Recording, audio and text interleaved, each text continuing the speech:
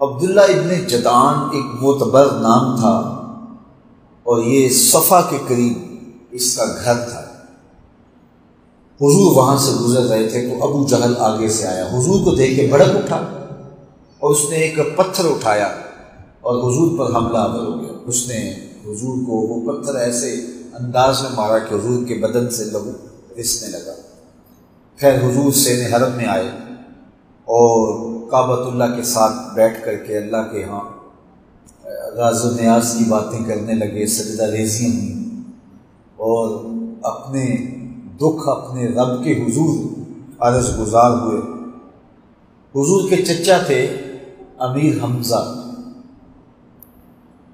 اور یہ شکار پہ جاتے تھے صبح کو، اور جب دن چڑھے واپس آتے تو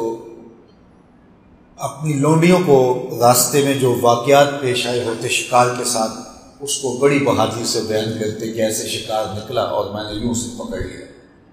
اور یوں میں نے دبوچ لیا۔ ایک روایت یہ ہے کہ وہ اپنی لونڈیوں کو آ کے قصے سنانے لگے تو انہوں نے کہا کہ تو شکاروں کو پکڑ رہا ہے لیکن تجھے یہ نہیں پتا کہ تیرے بھتیجے کے ساتھ ابو جہل نے کیا سلوک کیا۔ دوسری روایت یہ ہے کہ اس نے جب حضرت امیر حمزہ آ رہے تھے تو آگے دو لونڈیاں تھیں جو آپس میں بات کر رہی تھیں کہ اگر اسے پتہ ہوتا نا کہ اس کے بھتیجے کے ساتھ ابو جہل نے کیا سلوک کیا تو یہ یوں اطلاع کرنا چلتا،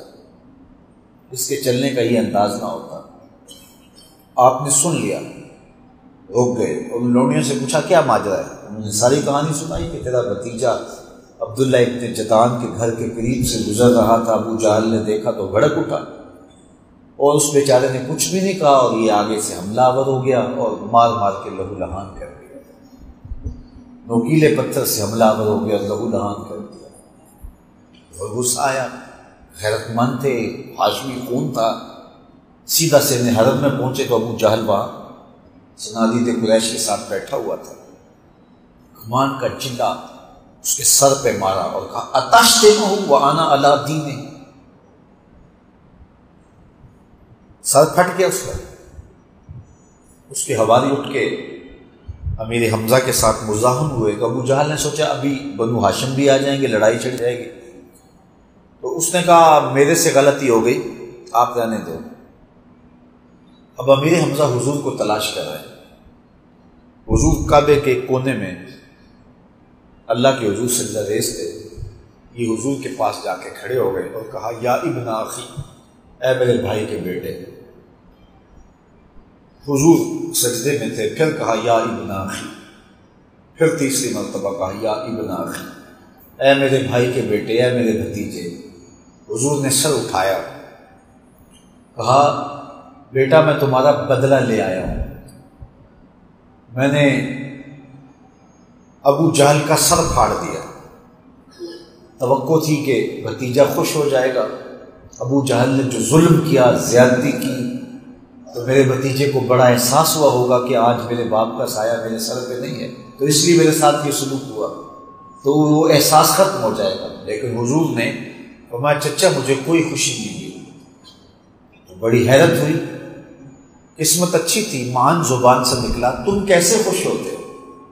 کہا میں تو تب خوش ہوں گا جس رب کو میں مانتا ہوں اس رب کو تم بھی مانتا۔ تو کہا کہ پھر تم گواہ بن جاؤ، میں تمہارے ہاتھ پہ تمہارے رب پہ ایمان لاتا۔ تو امیر حمزہ دولت ایمان سے مالا مال ہو۔ پھر اب حضور علیہ الصلوۃ والسلام کے ساتھ یہ جب رشتہ ایمان قائم ہوا، پھر حضور کی جان نثاری جو ان کے اندر آئی، میرے اور آپ کے آقا فرمایا کرتے تھے کہ حمزہ اسد اللہ و اسد رسول، حمزہ اللہ کا بھی شیر ہے، اللہ کے رسول کا بھی شیر ہے۔